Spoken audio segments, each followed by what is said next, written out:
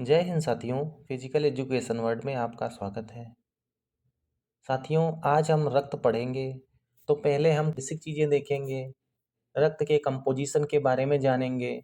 आखिर रक्त का निर्माण कैसे होता है, आरबीसी, डब्ल्यूबीसी, प्लेटलेट्स, प्लाज्मा के बारे में जानेंगे और अंत में कुछ अपने टॉपिक से रिलेटेड प्रश्नों को भी हल करेंगे। दोस्तों आइए चलिए अब हम अपनी वीडियो को स्टार्ट कर लेते हैं। रक्त एक तरल संयोजी ऊतक है। ब्लड एकमात्र लिक्विड कनेक्टिव टिश्यू है। बोन्स भी हमारी कनेक्टिव टिश्यू होती हैं, लेकिन वो ठोस फॉर्म में होती हैं। हमारे ब्लड की जो प्रकृति होती है वो दुर्बल क्षारीय है, मतलब वीक बेसिक अल्कलाइन होता है। और हमारे ब्लड का जो पीएच मान है वो 7.4 होता है। दोस्तों, पीएच मान क्या होता है और इसे चित्र के माध्यम से हम लोग समझते हैं। साथियों, पीएच स्केल एक पैमाना होता है जिसे पदार्थ की अम्लीयता व क्षारीयता का पता लगाया जाता है। दोस्तों, आप लोग नीचे की ओर देख सकते हैं, इस पैमाने में 1 से 14 तक नंबर होते हैं। बीच में 7 नंबर पर न्यूट्रल होता है। साथियों, अगर पदार्थ का मान 7 से नीचे है तो वह पदार्थ एसिडिक होगा, मतलब उसकी जो प्रकृति है वह अम्लीय होगी। और अगर उसका मान 7 से अधिक है तो पदार्थ एल्कलाइन होगा, मतलब वह पदार्थ क्षारीय होगा। और अगर किसी पदार्थ का मान 7 आता है तो वह पदार्थ न्यूट्रल होगा, मतलब उदासीन होगा। साथियों, पानी का मान 7 होता है, इसलिए पानी उदासीन होता है। और सबसे इम्पॉर्टेंट बात यह है कि हमारा ब्लड जो है 7.4 के साथ में हल्का सा एल्कलाइन है। साथियों, पीएच मान तो आप लोग समझ गए होंगे। आगे बढ़ते हैं। व्यक्ति के शरीर में रक्त की मात्रा कितनी होती है? तो दोस्तों, हमारे शरीर के बाहर का 7% जो है वो ब्लड हमारे शरीर में होता है। पुरुषों में 5 से 6 लीटर ब्लड होता है, वहीं महिलाओं में 4 से 5 लीटर ब्लड होता है। रक्त के अध्ययन को हेमाटोलॉजी कहा जाता है। रक्त दाब यानी कि ब्लड प्रेशर को मापने वाले यंत्र को स्फेग्नोमैनोमीटर कहा जाता है। चित्र में आप लोग देख सकते हैं, ये स्फेग्नोमैनोमीटर है। एक सामान्य व्यक्ति का जो ब्लड प्रेशर है वो 120 से 80 mm होना चाहिए। एक वयस्क मनुष्य में जो ब्लड का निर्माण है वो अस्थि मज्जा यानी कि बोन मैरो में होता है। तो यहाँ पर देख सकते हैं, ये हमारा बोन मैरो है जिसमें ब्लड का निर्माण होता है। भ्रूण अवस्था में ब्लड का निर्माण लीवर में होता है। साथियों, आगे हम लोग रक्त के संगठन के बारे में पढ़ेंगे। कंपोजिशन ऑफ ब्लड, मतलब हमारा ब्लड किन किन चीज़ों से मिलकर बना हुआ है। हमारा ब्लड 2 चीज़ों से मिलकर बना हुआ है, प्लाज्मा 55% और रुधिराणु मतलब रक्त कणिकाएँ 45%। प्लाज्मा में 90% जल होता है, 7% प्रोटीन होती है, 0.9% लवणस होते हैं, 0.1% ग्लूकोज होता है और 2% अन्य चीज़ें होती हैं। अब जान लेते हैं हम ब्लड कॉर्पल्स, मतलब रक्त कणिकाएँ जो 45% होती हैं। रक्त कणिकाएँ 3 चीज़ों से मिलकर बनी होती हैं। आरबीसी मतलब लाल रक्त कणिकाएँ, डब्ल्यूबीसी मतलब श्वेत रक्त कणिकाएँ, प्लेटलेट्स मतलब रक्त बिंबाणु। दोस्तों, इस डायग्राम को हम थोड़ा सा समझ लेते हैं।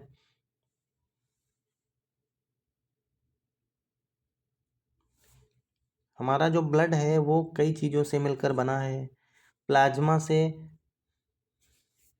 प्लाज्मा 55% भाग होता है और प्लाज्मा हल्का पीले रंग का होता है। ये लिक्विड फॉर्म में होता है। प्लाज्मा भी कई चीज़ों से मिलकर बना होता है, प्रोटीन, ग्लूकोज, लवण व अन्य चीज़ों से मिलकर बनता है। बाकी 45% में अणु आ जाते हैं, जिसमें आरबीसी, डब्ल्यूबीसी और प्लेटलेट्स होते हैं। इन सभी को मिलाकर हमारा ब्लड बन जाता है। साथियों, अब इनको थोड़ा सा समझ लेते हैं। हमारा प्लाज्मा ये 55% होता है, जिसमें amino acid, nutrients, proteins, nitrogens waste, electrolytes और गैसेज होती हैं।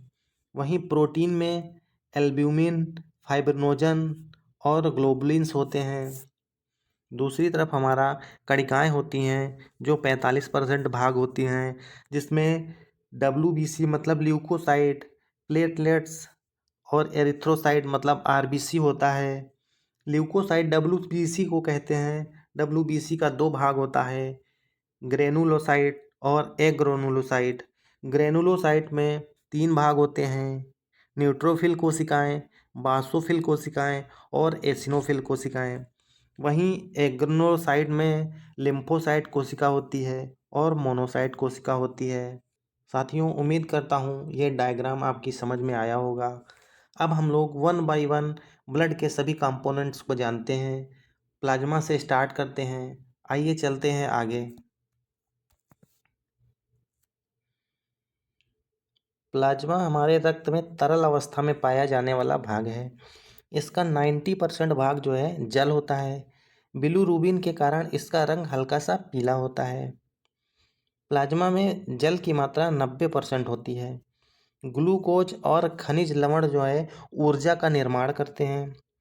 और प्रोटीन में कई सारे प्रोटीन पाए जाते हैं, जिसमें थ्रोम्बिन, प्रोथ्रोम्बिन, ग्लोबुलिन, फाइब्रिन और फाइब्रिनोजेन प्रोटीन मुख्य रूप से पाए जाते हैं। दोस्तों, आपको याद रखना है कि हमारे प्लाज्मा में कौन कौन से प्रोटीन पाए जाते हैं। और फाइब्रिनोजन काफ़ी इम्पॉर्टेंट है। ये हमारी बॉडी में ब्लड क्लॉटिंग का वर्क करता है। ये सभी प्रोटीन्स ब्लड का वर्क करते हैं, लेकिन एग्ज़ाम की दृष्टि से इम्पॉर्टेंट फाइब्रिनोजन है। एग्ज़ाम में डायरेक्ट क्वेश्चन बनता है, ब्लड की क्लॉटिंग के लिए जिम्मेदार कौन है। ऑप्शन में आपको फाइब्रिनोजन ही मिलेगा। अब जान लेते हैं प्लाज्मा का क्या कार्य है। प्लाज्मा क्या कार्य करता है। प्लाज्मा शरीर में प्रोटीन व अन्य पदार्थों को एक स्थान से दूसरे स्थान तक ले जाने का कार्य करता है। प्लाज्मा रक्त में पीएच मान को संतुलित करके रखता है। रक्त का थक्का जमाने में सहायता करता है। ग्लूकोज को बाकी अंगों तक पहुंचाता है। साथियों, अब सीरम जान लेते हैं, ये क्या होता है। प्लाज्मा में रक्त का थक्का जमाने वाला कारक अर्थात फाइब्रिनोजेन नामक प्रोटीन को हटाने पर प्राप्त होने वाला पदार्थ सीरम कहलाता है। दोस्तों, कहने का अर्थ ये है, जो भी प्रोटीन हमने अभी पीछे पढ़े हैं, जिनकी हेल्प से ब्लड की क्लॉटिंग होती है, उन सभी को ब्लड से अगर अलग कर दिया जाए तो जो भी बचता है वो सीरम कहलाता है। सीरम कैसे बनता है। प्लाज्मा से क्लॉटिंग फैक्टर्स को जब अलग कर दिया जाएगा तो सीरम का निर्माण हो जाता है। साथियों, एग्ज़ाम की दृष्टि से यह बहुत इम्पॉर्टेंट है। एग्ज़ाम में एग्जामिनर पूछता है किस प्रोटीन को प्लाज्मा से अलग करने पर सीरम बनता है। ऑप्शन में आपको फाइब्रिनोजन मिल जाएगा, जो हमारा सही जवाब हो जाएगा। आगे अब जान लेते हैं रुधिराणु मतलब ब्लड कॉर्पल्स को। ब्लड कॉर्पल्स जो हैं हमारे बॉडी में 45% भाग होते हैं और ये 3 कैटेगरी में होते हैं। आरबीसी मतलब लाल रक्त कणिकाएँ, डब्ल्यूबीसी श्वेत रक्त कणिकाएँ और रक्त बिंबाणु प्लेटलेट्स। चित्र में भी आप लोग देख सकते हैं। आइए जान लेते हैं लाल रुधिर कणिकाएँ मतलब रेड ब्लड कॉर्पल्स के बारे में। इनका वैज्ञानिक नाम क्या है। इनका वैज्ञानिक नाम एरिथ्रोसाइट है। इसका निर्माण कहाँ होता है, तो वयस्क अवस्था में इसका निर्माण अस्थि मज्जा मतलब कि बोन मैरो में होता है। लेकिन यही भ्रूणावस्था में इसका निर्माण कहाँ पर होता है, तो भ्रूणावस्था में इसका निर्माण लीवर यानी कि यकृत में होता है। आरबीसी का जीवन काल कितने दिन होता है, तो 120 दिन इसका जीवन काल होता है। आरबीसी की मृत्यु कहाँ होती है, प्लीहा में मतलब स्प्लीन में। खराब हुई आरबीसी मतलब जो आरबीसी नष्ट हो जाती है वो स्प्लीन प्लीहा में जाकर नष्ट हो जाती है। इसीलिए आरबीसी की कब्र ग्रेवयार्ड कहते हैं। मतलब स्प्लीन को आरबीसी का कब्रगाह या ग्रेवयार्ड कहा जाता है। इसे ब्लड बैंक ऑफ आरबीसी भी कहा जाता है। कहने का अर्थ ये है, आरबीसी का जो ब्लड बैंक है वो स्प्लीन को कहा जाता है। आरबीसी में केंद्रक नहीं पाया जाता है। अपवाद के तौर पे ऊंट और लामा प्रजाति के जीवों की आरबीसी में केंद्रक पाया जाता है। ये हमारा ऊंट रहा और ये लामा। साथियों, चित्र में स्प्लीन को दर्शाया गया है, जिसे आप देख सकते हैं ये हमारे बॉडी के लेफ्ट साइड में होता है। कुछ और फैक्ट्स को जान लेते हैं दोस्तों। एक स्वस्थ पुरुष में आरबीसी कितनी होती है? 45 से 55 लाख तक एक स्वस्थ पुरुष में आरबीसी होती है। वहीं महिलाओं में 40 से 45 लाख प्रति घन मिलीमीटर होती है। आरबीसी का मुख्य कार्य क्या होता है? आरबीसी का मुख्य कार्य ऑक्सीजन का परिवहन करना होता है, जिसके लिए इसे हीमोग्लोबिन की आवश्यकता होती है। हीमोग्लोबिन क्या है? ये एक प्रोटीन है। आरबीसी में हीमोग्लोबिन पाया जाता है और हीमोग्लोबिन के कारण ही ब्लड का रंग लाल होता है।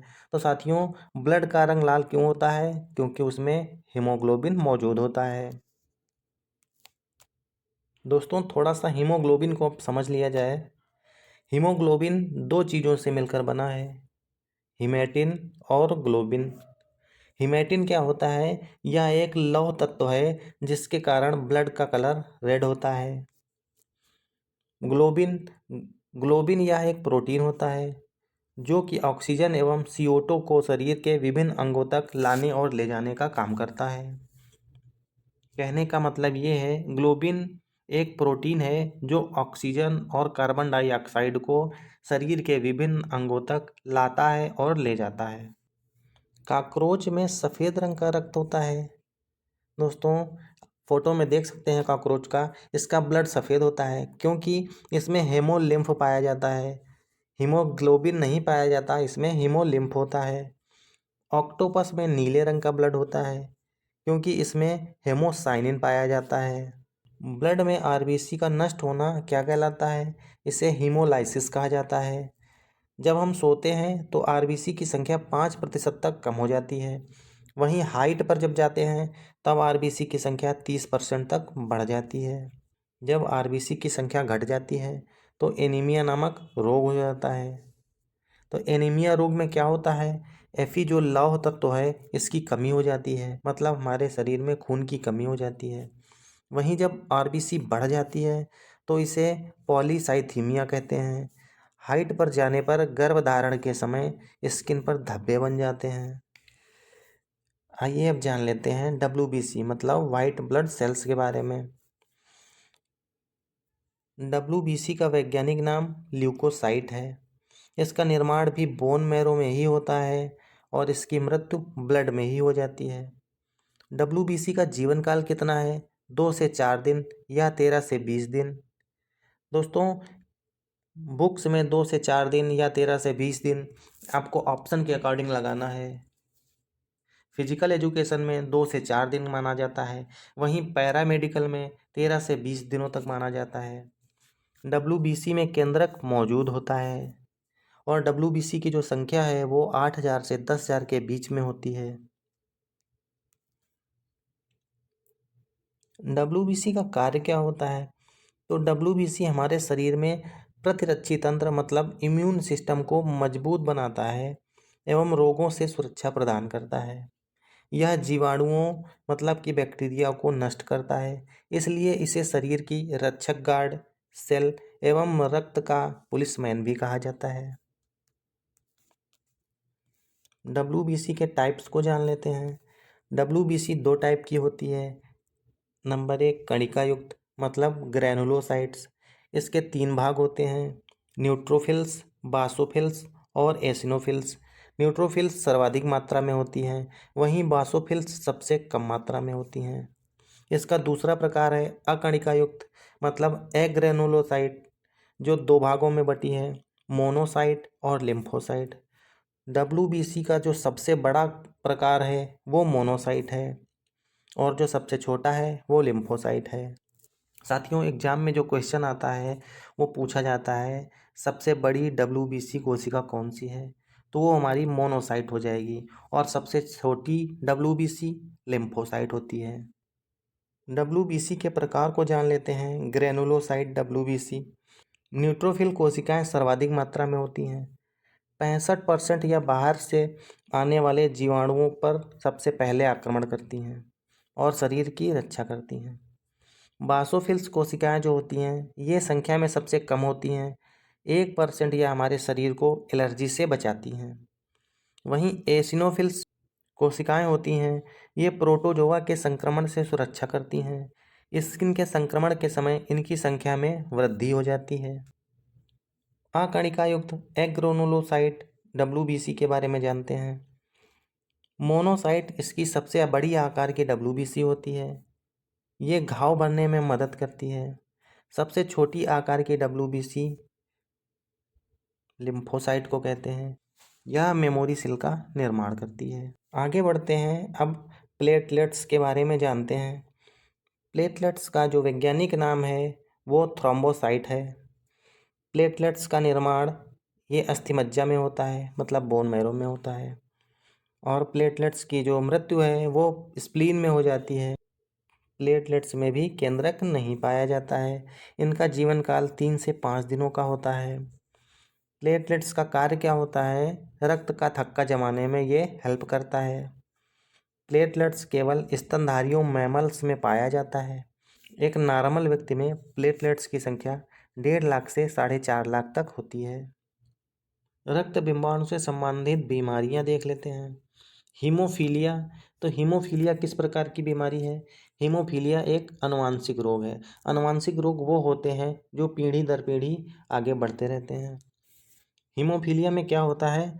शरीर से जब रक्त बहता है तो वह जमता नहीं है। इसके कारण चोट या दुर्घटना में यह जानलेवा साबित होता है, क्योंकि रक्त का बहना जल्द ही बंद नहीं होता है इसमें। हीमोफीलिया को रॉयल डिजीज भी कहा जाता है। दोस्तों, इसका नाम रॉयल डिजीज इसलिए पड़ा क्योंकि ये महारानी विक्टोरिया, जो इंग्लैंड की महारानी थी, उनको यह बीमारी सबसे पहले हो गई थी, इसलिए इसका नाम रॉयल डिजीज भी रख दिया गया। दोस्तों, आपके दिमाग में एक बात आई होगी कि ब्लड हमारे शरीर के अंदर क्यों नहीं जमता है, बाहर निकलते ही क्यों जम जाता है।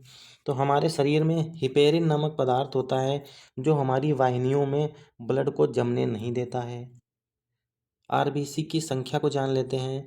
दोस्तों, सर्वाधिक मात्रा में आरबीसी होते हैं, फिर प्लेटलेट्स होते हैं और फिर डब्ल्यूबीसी होते हैं। आकार के तौर पे अगर जानते हैं तो सबसे बड़ा आकार WBC का होता है, फिर प्लेटलेट्स होते हैं और आरबीसी सबसे छोटे होते हैं।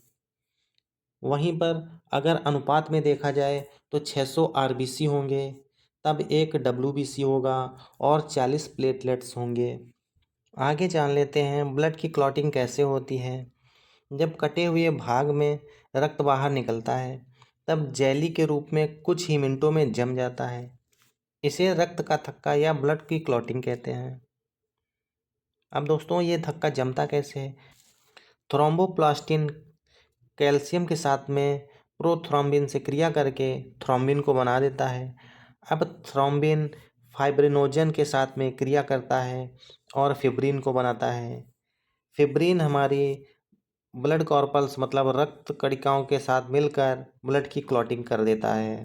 दोस्तों, अपने टॉपिक से रिलेटेड अब हम लोग कुछ प्रश्नों को हल करेंगे। क्वेश्चन नंबर 1 है, एक वयस्क मनुष्य में औसतन रक्त कितना होता है? तो दोस्तों, मेल्स में 5 से 6 लीटर तक ब्लड होता है, वहीं फीमेल्स में 4 से 5 लीटर ब्लड होता है। क्वेश्चन नंबर 2, सोते वक्त मनुष्य का आरबीसी कितने प्रतिशत कम हो जाता है? सही जवाब ऑप्शन डी हो जाएगा। सोते वक्त आरबीसी 5% तक कम हो जाता है। क्वेश्चन नंबर 3, मानव रक्त का पीएच मान है? ऑप्शन डी सही जवाब हो जाएगा। मानव रक्त का पीएच मान 7.4 होता है। क्वेश्चन नंबर 4, मानव रक्त में कोशिकीय अंश का कितने प्रतिशत प्लाज्मा होता है? ऑप्शन बी सही जवाब हो जाएगा। मानव रक्त में 55% प्लाज्मा होता है। क्वेश्चन नंबर 5, एक हल्के पीले रंग का गाढ़ा तरल पदार्थ है जो रक्त के आयतन का लगभग 55% होता है। तो सही जवाब ऑप्शन ए हो जाएगा, उसे प्रद्रव्य या प्लाज्मा कहा जाता है। क्वेश्चन नंबर 6, लाल रक्त कोशिकाओं के निर्माण के लिए शरीर का कौन सा अंग जिम्मेदार है? तो आरबीसी का निर्माण बोन मैरो में होता है। ऑप्शन ए सही जवाब हो जाएगा, अस्थिमज्जा। क्वेश्चन नंबर 7, लाल रक्त कणिकाओं का औसत जीवन काल लगभग कितने समय का होता है? ऑप्शन बी सही जवाब हो जाएगा। आरबीसी का जीवन काल 100 से 120 दिन का होता है। क्वेश्चन नंबर 8, बहुत अधिक ऊंचाई पर मनुष्य की लाल रक्त कणिकाओं की संख्या बढ़ जाती है। ऑप्शन सी सही जवाब हो जाएगा। क्वेश्चन नंबर 9, श्वेत रक्त कणिकाओं WBC का मुख्य कार्य क्या है? ऑप्शन बी सही जवाब हो जाएगा। WBC का काम है संक्रमण से लड़ना। क्वेश्चन नंबर 10, सबसे बड़ा श्वेत रुधिराणु है? सही जवाब ऑप्शन बी हो जाएगा। मोनोसाइट सबसे बड़ी WBC है। क्वेश्चन नंबर 12, किसके मौजूदगी के कारण शरीर के भीतर रक्त नहीं जमता है? ऑप्शन डी सही जवाब हो जाएगा। हिपेरिन के कारण शरीर में रक्त नहीं जमता है। साथियों, ये आज हमारा ब्लड का टॉपिक ख़त्म हो गया है। अगर आपको क्लास पसंद आई हो तो चैनल को सब्सक्राइब कर लीजिएगा। मिलते हैं अगली क्लास में नए प्रश्नों के साथ में। तब तक के लिए हंसते रहिए, मुस्कुराते रहिए। जय हिंद।